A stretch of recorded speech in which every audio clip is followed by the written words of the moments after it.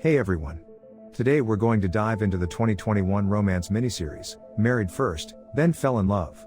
This show kicks off with our protagonist, An-Qian, on the phone with her mother, telling her she's nearly at the hospital.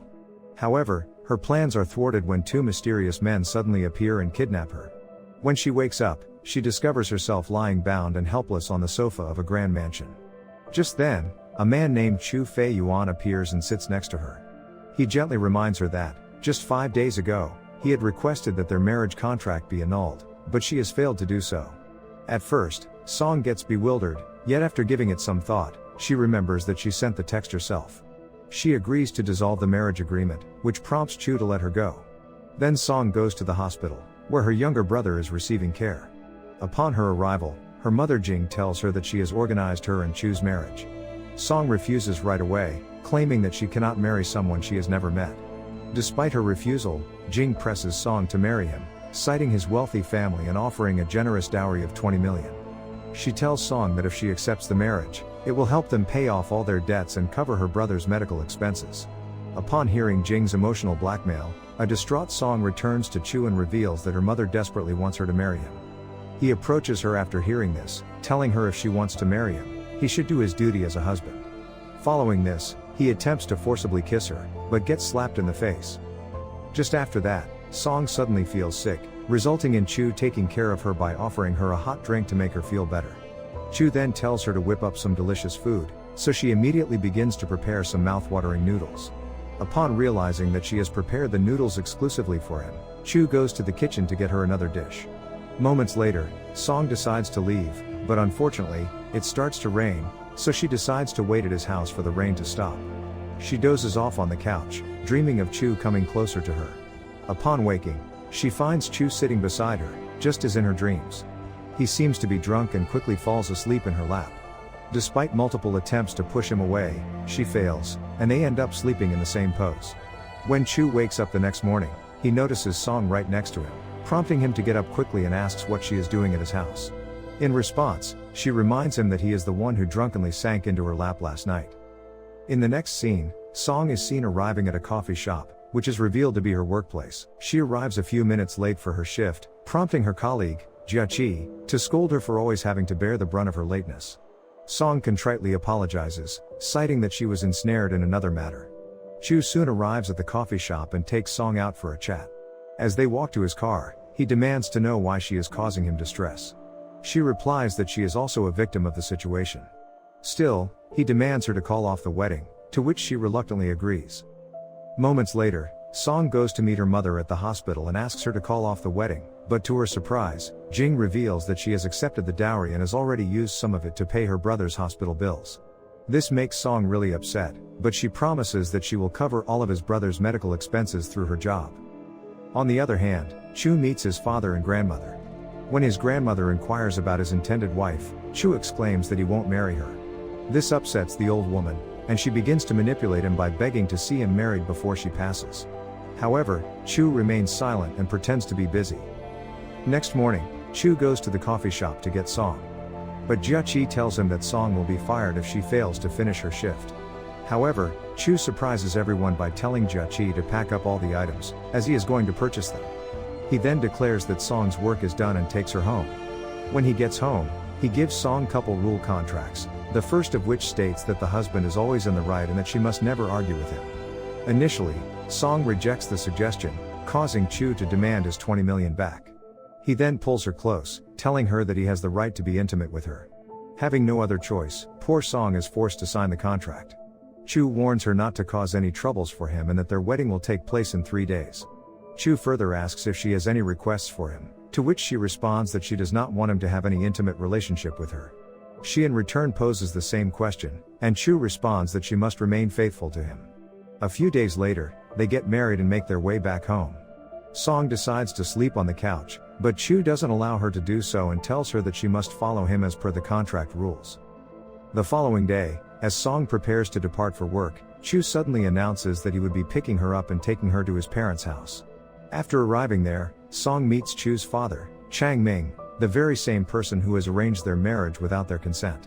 Chang Ming is delighted to meet Song and transfers 3 million into her bank account right away as a wedding present. Nonetheless, Chu's sister, Chao, enters the scene and begins to berate Song for requesting money on their first meeting. Upon learning that she comes from a poor family, Chao keeps on insulting her. The father scolds Chao for her impertinence, yet she stays resolute. Chang Ming loses his patience and ends up slapping his daughter. He then commands her to return to her room. But before departing, Chao pushes Song, causing her to fall and get hurt. After the tumultuous gathering, Chu lovingly carries his spouse to the car and drives her back home. Upon arriving, he tenderly caressed her feet to make her feel good. He then declares that he can't see her getting bullied by someone, as it hurts him a lot. Saying that, he moves closer to her as if he is going to kiss her, but he just reminds her to make food for him. The next day, Chu is seen sleepwalking, prompting Song to help him and take him into the room. Suddenly, Chu wakes up and asks her why she was taking him to her bed. He doesn't believe her when she mentions his sleepwalking. Instead, he attempts to get intimate with her. Consequently, she bites at his throat to free herself, reminding him of his agreement, not to be intimate with her. He disregards her and tells her not to take any action again. At work, Jia Qi gets annoyed with Song for answering her question and purposely spills the cream on the floor while Song is cleaning. She accuses Song of spilling the cream, which causes the shop owner to get mad at her. She keeps on yelling at the girl that, thanks to Song, there is no cream left in stock. Poor Song only apologizes and begins to cry. Meanwhile, her husband keeps on calling her, but she ignores all the calls. Chu appears at the coffee shop and finds Song weeping. On questioning, she disclosed what happened. He then comforts her by assuring her he will fix everything. In the next scene, we see the cream shop owner showing up at the coffee shop, with a bag filled with cream. Upon seeing this, the cafe manager is astonished and immediately offers him a chair in honor. Instead, the owner asks about Song and expresses his pleasure in being able to help her, indicating that Chu planned everything to make his wife happy. After the owner leaves, the manager walks up to Song and speaks to her in a much more respectful way. Later, Chu takes Song to his parents' house and she meets his grandmother. Upon seeing her, the elderly woman starts to inspect her physique and comments that delivering a baby will be a cinch. This makes Song uncomfortable, and she hastily leaves the room. She then places her bag on the sofa and goes to the restroom.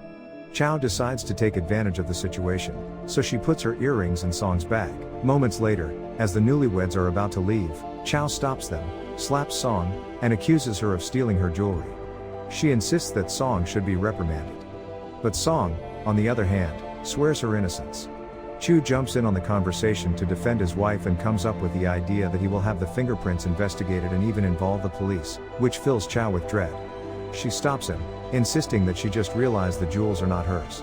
She claims it was just a misunderstanding and quickly tries to escape, but before she can leave, Chu intercedes, demanding Song slap her in return. But Song refuses, allowing Chao to go free. As the pair get in the car, Chu encourages his wife to stand up for herself if necessary. But to his surprise, Song suddenly kisses him on the cheek and thanks him for helping her. Next morning, Mr. Shen, who is revealed to be the chairman of the coffee franchise, personally comes to meet Song at the coffee shop. It is revealed that he used to be Song's teeth teacher, and after seeing her name on the employee list, he decided to pay her a visit. Before leaving, he tells her that someday he will invite her for dinner. Later, Song arrives at her mom's home and is shocked to find her mother packing their belongings. Her mother is relocating them to a larger apartment. She advises Jing to save money since their current one is adequate. Yet Song is lectured by her mother, who informs her that the money is a reward for raising her for 2 decades and selling her to a wealthy family. She further warns her daughter that she won't be able to see her family again if she ever decides to divorce Chu. This greatly upsets Song, and she leaves the place. Soon, Chu approaches her, and after seeing the tears streaming down her face, he asks her if she is being bullied again. She tells him everything, and he tenderly embraces her. Later that night, Song asks him not to divorce her, as she wouldn't be able to see her mother and brother otherwise. Upon hearing this, Chu calms her down. After telling her to take rest, he steps out and calls his father to gain further insight into the marriage agreement between their two families. He gets really angry upon learning that Song's mother demanded $20 million for the marriage, and is ready to sell her daughter to another wealthy individual in the event of divorce. He goes straight to Jing's house and informs her about one of the rules of the contract, that if he divorces Song, her mother must return all the money.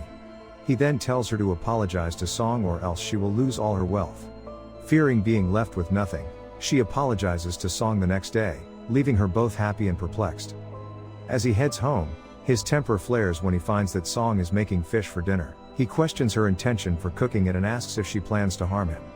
His fear and anger culminate in a cruel stabbing of the fish, leaving Song shaken and scared. Later, she sleeps but ends up having a horrible nightmare about Chu trying to kill her. As she wakes up, she gets scared to find Chu standing in front of her.